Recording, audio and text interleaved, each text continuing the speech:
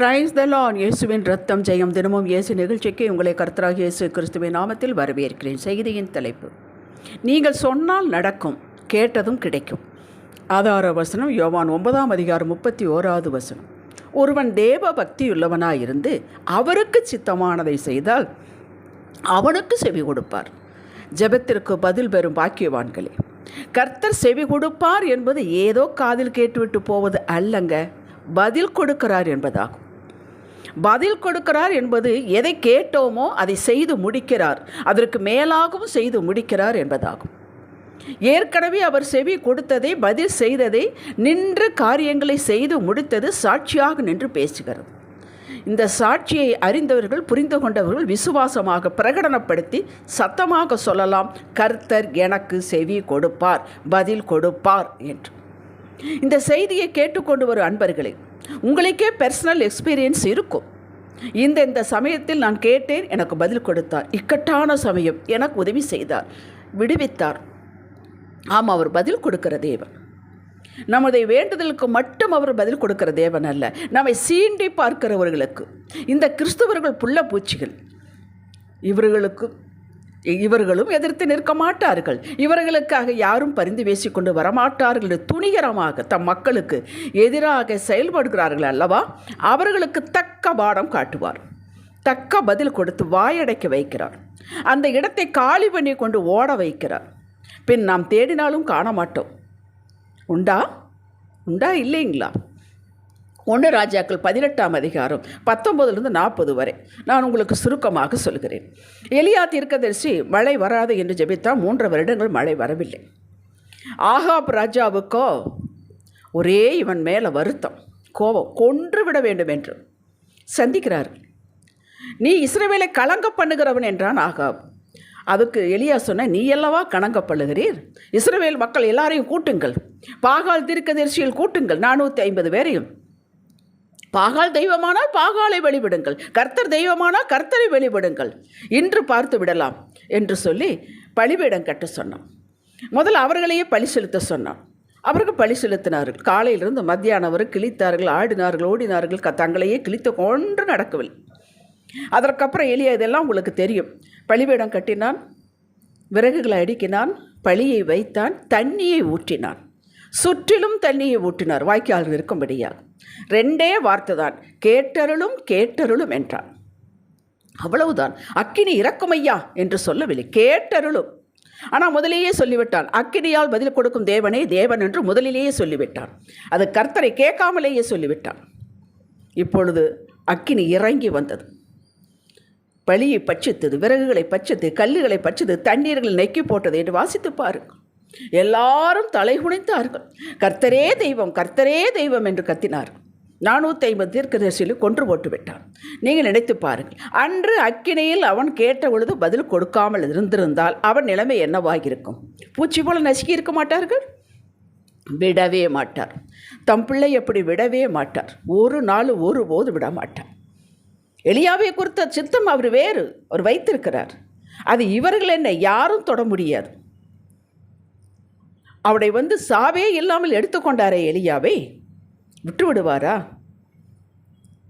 அப்படி ஒருவர் கையிலும் நாமே சில சமயத்தில் சில தவறுகள் செய்திருந்தாலும் நம்மை தனியாக கொண்டு வந்து தண்டிப்பார். எல்லாருடைய முன்னிலும் வெட்கப்படுத்த மாட்டார். இது இப்படியே நடக்கும் என்று நாம் இதை லைசன்ஸாக எடுத்துக்கொள்ளக்கூடாது. நீங்கள் ஒரு இடத்தில் வசமாக மாட்டிக்கொண்டீர்கள் என்று வைத்துக்கொள்வோம். அந்த இடத்தில் கர்த்தர் பதில் கொடுக்காவிட்டால் சோழி முடித்தது. ஆனால் அந்த நிலையில் நீங்கள் கூப்பிடும் முன்னே, நீங்கள் கூப்பிடாமலேயே நின்று உங்களை விடுவித்து நீங்கள் யாருடைய பிள்ளை என்பதை காட்டுவார். இந்த இடத்தில் உங்களுடைய பக்தி, விசுவாசம் மகிமையை பெறுகிறது, தானும் மகிமை பெறுவார். 1 சாமுவேல் 23 ஏற்கனவே நிறைய தடவை சொல்லியிருக்கிறேன். 23 ஒரு மலையில் இந்த பக்கம் தாவீதுடைய ஆட்கள், அந்த பக்கம் சவுலுடைய ஆட்கள் வளைந்து கொண்டார்கள். சவுலை பிடிக்க வேண்டும் என்பதுதான் அவனுடைய திட்டம், சவுலுடைய திட்டம். தாவீதை பிடிக்கிற ஓரம் வளைந்து கொண்டார்கள் என்றிருக்கிறது. அந்த நேரத்தில் ஒரு மனுஷன் சவுலுடைய காதில், பெலிஸ்தீர் நாட்டின் மீது படையெடுத்து விட்டு வந்தார்கள் என்று உடனே அப்படியே போட்டுவிட்டு போய்விட்டான். கேட்டீர்களா? 1 செகண்ட் ஆண்டவர் இடைவிடாமல் இருந்திருந்தால் என்ன ஆகியிருக்கும்? யோசிச்சு பாருங்கள். அந்த இடத்தில் தாவீது ஜெபித்தான், முழங்காலிட்டுப்படி ஏதும் இல்லை, கர்த்தரே வந்தார். ஹல்லேலூயா, ஹல்லேலூயா. நன்றி ஆண்டவரே, உமக்கு ஸ்தோத்திரம். நன்றி கர்த்தா. ஒரு சாட்சி. ஒரு 20 வருடங்களுக்கு முன்பாக நான் பெங்களூரிலிருந்து சென்னைக்கு வந்து கொண்ட இரவு பஸ், தனியாருடைய பஸ். அதில் வந்து கொண்டிருக்கும் பொழுது சென்னைக்கு வருவதற்கு 150 கிலோமீட்டர் இருக்கிறது. அதிகாலை 3:30 மணி, கும் இருட்டு, ஒன்றுமே தெரியவில்லை. ஒரு இடத்தில் கொண்டு வந்து பஸ்ஸு நிறுத்தினார்கள். இந்த இடம் லேடிஸுக்கு சேஃப்டியாக இருக்கும், நீங்கள் இறங்கி வாஷ்ரூமுக்கு போயிட்டு வரலாம், வேறு எங்கேயும் நிறுத்த மாட்டோம் என்று சொன்னார். நான் இறங்கினேன். முதலில் எனக்கு பின்பாக 4 வாலிப பிள்ளைகள் இறங்கினார்கள். இறங்கின உடனே சின்ன ரூம், ஒரு நைட் லேம்ப் மாதிரி குட்டியோண்டு விளக்கு எரிந்து கொண்டிருக்கிற சின்ன வெளிச்சம். இந்த பிள்ளைகள் முதலில் போகட்டும், வாலிப பிள்ளைகள், நாம் இங்கே பாதுகாப்பாக நிற்கலாம், அப்புறம் நாம் போகலாம். அவர் 4 பேரும் போய்விட்டு வந்தார்கள். பின் நான் போனேன். கடைசியாக நான் போய்விட்டு வெளியே வரும்போது என் கண்ணு முன்னாலேயே பஸ் புறப்பட்டு போய் கொண்டிருக்கிறது. அவங்க 4 பேர் ஏறி இருக்கிறார்கள். உடனே பஸ் எடுத்து விட்டான். எங்கும் இருட்டு, கருகும்னு இருக்கிறது. ஏசப்பா என் தகப்பனே, இவ்வளவுதான் நான் சொன்னேன். அது அதிகமாக கத்துறதுக்கு எனக்கு ஒரு பயம். ஏசப்பா என் தகப்பனே, ஜெபிக்க முடியல, ஒன்றும் கேட்க முடியவில்லை, என்ன பண்ணுறது எனக்கு புரியவில்லை. திடீரென்று பைக் வந்து என் முன்னால் நின்னது. என்னம்மா, இந்த மாதிரி பஸ் போய்விட்டது, நீங்கள் ஏறி உட்காருங்க, நான் கொண்டு உங்களை விடுறேன். நான் சந்தேகப்படவே இல்லை, என்ன நடந்தாலும் சரி என்று ஏறிக்கொண்டேன். மின்னல் வேகம், காற்று வேகத்தில் பறந்தது பைக். 10 நிமிடங்கள் பின் பஸ்ஸை பிடித்து விட்டார். பின்னாடி இருந்த கால் எட்டி உதைத்தார். அவர் நிற்கவில்லை, முன்னாடி கொண்டு பைக்கை போட்டார். பஸ்ஸு நின்றது. பஸ்ஸு நின்ற உடனே அந்த முன்னாடி ஒரு பையன் இருப்பான், அவனை பிடிச்சி சட்டையை பிடிச்சி இழுத்தார் அடிக்கிறதுக்கு. வேண்டாம், அங்கே விட்டுருங்க அப்படின்னு சொல்லி அவருக்கு தேங்க் பண்ணிவிட்டு நான் உள்ளே போயிட்டேன். அந்த நேரத்தில் நீங்கள் யோசித்து கற்பனை பண்ணி பாருங்கள், எங்கிருந்து வந்தார் அவர்? இல்லை, அவர் துன்மார்க்கனாக இருந்தால் என்ன செய்வது? என் கையில் ஏதும் இல்லை, எல்லாம் பேக்கில் இருக்குது. கேஷ் இருக்குது, ஜுவல்ஸ் இருக்குது, செல்ஃபோன் இருக்குது, எல்லாம் பேக்கில் இருக்குது. என் கையில் ஏதும், நானும் கொஞ்சம் ஜுவல்ஸ் போட்டிருக்கேன். கற்பனை செய்து பாரு. விடமாட்டாருங்க, ஒரு நாள் நம்ம தகப்பன் அப்படி விடமாட்டாருங்க. இவைகளெல்லாம் நம்மேல் வைத்த நேசம், அவருடைய சித்தம் நம்மேல் இன்னும் நிறைவேறவில்லை. இதற்காகத்தான் அவர் பதில் கொடுக்கிறார். நிறைய சாட்சிகள் உண்டு, உங்களை திடப்படுத்தும் சாட்சி உங்களுக்கே உண்டு. இஸ்ரவேல் மக்களுக்கு வாக்கு உண்டு, உடன்படிக்கை உண்டு, ஆபிரகாமோடு பண்ணினது. இதை ஃபுல்ஃபில் பண்ணுவதற்காக, நிறைவேற்றி முடிப்பதற்காக, தான் உண்மை உள்ளவர் என்பதை உலகிற்கு காட்ட வேண்டும், மனுக்குலத்திற்கு காட்ட வேண்டும் என்பதற்காக கர்த்தர் ஜீவன் உள்ளவர், வாக்கை நிறைவேற்றுகிறவர். அவர்களுக்கல்லவங்க, யாருக்கும் கூப்பிடுகிற காக்கை குஞ்சுக்கு ஆகாரம் கொடுக்கிற தேவன் நம் தேவன். இவரது உண்மை பெரிதாக இருக்கிறது என்று சும்மாவா ஆவியானவர் பதிவு செய்தார்? 40 ஆண்டுகள் பிரயாணம் முழுவதும் பதில் கொடுத்தார். மன்னா கொடுத்தார், ஆகாரம் கொடுத்தார், தண்ணி கொடுத்தார். அவர்கள் பசியாயிருந்து சாகவில்லை, சாப்பிட்டுத்தான் செத்தார்கள். எதிரிகளுக்கு பதில் கொடுத்தார், தான் கொடுத்த வாக்கை நிறைவேற்றி முடித்தார். நாடிய துறைமுகத்தில் கொண்டு வந்து கானான் சேர்த்தார். மக்களே, எத்தனையோ வாக்குகள், தேவ வார்த்தைகள், ரேமா வார்த்தைகள் நீங்கள் பெற்றிருக்கிறீர்கள். ஆனால் இன்னும் நிறைவேறவில்லை உங்கள் வாழ்வில். அத்தனைக்கு பதில் கொடுத்து நிறைவேற்றி முடிப்பார். இதற்கு உங்களுக்கு ஒரு பங்கு உண்டு. அவர் முறை நிறைவேற்றி முடிப்பதற்கு நமக்கு ஒரு பங்கு உண்டு. சரி, யாருக்கு பதில் கொடுக்கிறார்? தேவ பக்தி உள்ளவர்களுக்கு. 2வது, அவருக்கு சித்தமானதை செய்பவர்களுக்கு. தேவ பக்தி என்பது கர்த்தருக்கு பயந்து, அவருடைய கற்பனை கட்டளைகள் வார்த்தைகளுக்கு பயந்து, ஐயோ ஏசப்பா இப்படி சொல்லியிருக்கிறாங்க, நாம் இப்படி பேசக்கூடாது, இப்படி நடக்கக்கூடாது, இப்படி நடக்க வேண்டும் என்று பயந்து அவருடைய வார்த்தைக்கு கீழ்ப்படிவர்கள். இவர்கள் பக்திமான்கள், நீதிமான்கள், செம்மையானவர்கள், உத்தமர்கள். நீங்கள் தான், உங்களை பற்றி தான் சொல்லுகிறோம். சின்ன சின்ன தவறுகள் இருக்கும், அதுதான் மனுக்குலம். இங்கே பூமியில் தானே வாழ்கிறோம், அதை நாம் சரி பண்ணி கொள்ளலாம். தேவனுக்கு பயப்படுகிறோம். அவர் இப்படி அப்படி சொல்லியிருக்கிறார் என்று வாய் நிறைய பேசிவிட்டு ஒன்றுக்குமே கீழ்ப்படிவது இல்லை என்றால் அது பக்தியின் வேஷம். அவரை தேடுவதில் ஜாக்கிரை இருக்க வேண்டும், உண்மை இருக்க வேண்டும். 20 நிமிடம் தான் கிடைத்ததுன்னா 20 நிமிடத்தில் உண்மையாக அவரை நோக்கி கூப்பிடுங்கள். ஒரு ஒழுங்கை ஏற்படுத்திக் கொள்ளுங்கள். வேதம் வாசிக்கிறது, தியானிக்கிறது. வார்த்தையை தியானித்தால் மட்டும்தான் நாம் கர்த்தரின் உள்ளத்தை அறிய விரும்புகிறோம் என்பதாகும். வார்த்தைகள் தான் எல்லாம் வைத்து விட்டார். இயேசுதான் வார்த்தை, வார்த்தை தான் இயேசு. நீங்கள் வார்த்தை விட்டு வேறு எத்தனை மீட்டிங் போனால் ஒன்றும் நடக்காது. கர்த்தர் விரும்புவது நம்முடைய விருப்பமாக்கிக் கொள்ள வேண்டும். அவர் வெறுப்பதை நாம் தள்ளிவிட வேண்டும். இதற்கு அவர் கிருபை கொடுப்பார். இவைகளை செயலில் காட்டுவதுதான் பக்தி உள்ளவர்களே அடையாளம். ஏசப்பா பாருங்க 33 வருடங்கள் இருந்தார். அவர் தெய்வத்தை லிஸ்ட்டில் வைக்காதீர்கள், மனிதனாக வாழ்ந்தார். அதிகாலை இருட்டோடு எழுந்து போனார். அவர் சாப்பிடவில்லையா, கோபம் வரவில்லையா, தூங்கவில்லையா? யோசித்து பாருங்கள். மரண பரியந்தம் கீழ்ப்படிந்தார். அதில் தாங்க இருக்குது மொத்த ஆசீர்வாதமே. நம்முடைய முன்னேற்றமே இந்த கீழ்ப்படிதல் தான் இருக்கிறது.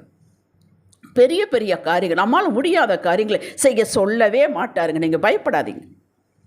சகல கிருபையும் சம்பூரணமாய் கொடுக்கிறார். இப்படிப்பட்டவர்களுக்கு ஆவியானவர், எப்படிப்பட்டவர்களுக்கு அவருக்கு கீழ்ப்படிந்து நடக்க வேண்டும் என்ற ஆவல் உள்ளவர்களுக்கு தம்முடைய சித்தத்தை ஸ்டெப் பை ஸ்டெப்பாக இவர்கள் புரியும் எண்ணம் காட்டுகிறார். பதில் கொடுத்து மோட்டிவேட் பண்ணுகிறார். சின்ன சின்ன காரியங்களுக்கு பதில் கொடுக்கிறார். இது எதற்கு சின்ன சின்ன காரியங்களுக்கு பெரிய காரியம் செய்ய மாட்டேங்கிறாரே, இதுதான் அவரா? இல்லை, நான் உன்னோடு இருக்கிறேன், இன்னும் அதற்கு நேரம் வரவில்லை என்பதை காட்டுவதற்காகத்தான். இதை அனுபவித்த தாவீது சொல்கிறார், நான் கூப்பிட்ட நாளில் எனக்கு மறு உத்தரவு அருளினீர், என் ஆத்துமாவிலே பலன் தந்து என்னை தைரியப்படுத்தினீர். எதற்கு தைரியப்படுத்தினார்? பெரிய காரியங்கள் செய்ய போகிறேன் என்பதற்கு.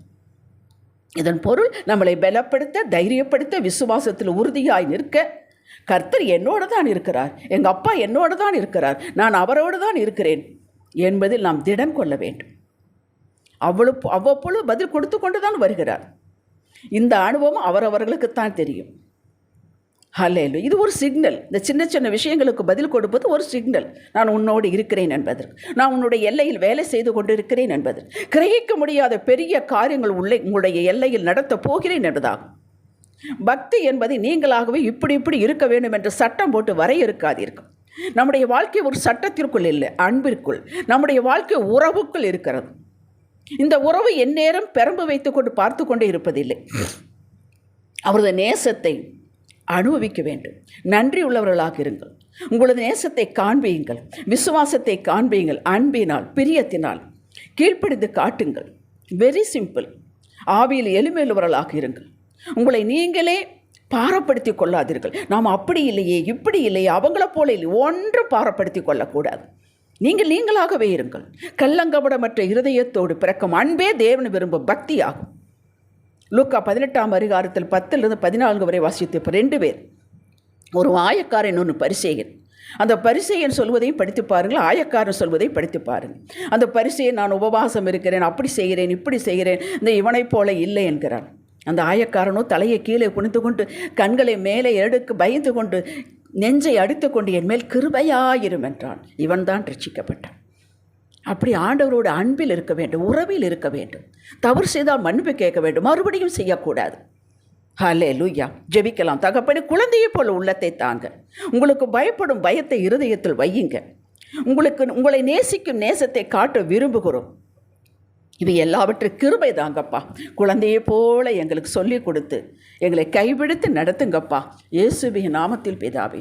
இன்றைய சிந்தனைக்கு, கர்த்தர் என் எல்லையில் செய்து கொடுத்து கண்ணால் பார்க்க வைத்து தான் பதில் கொடுக்கிறவர் என்பதை காட்டுவது போல அடியாளும் என் தகப்பனுக்கு பயந்து கீழ்ப்படுகிறவள் என்பதை செயலில் காட்டுவேன். இதுதான் என் லைஃப் ஸ்டைல். ஆமேன். ஹல்லேலூயா.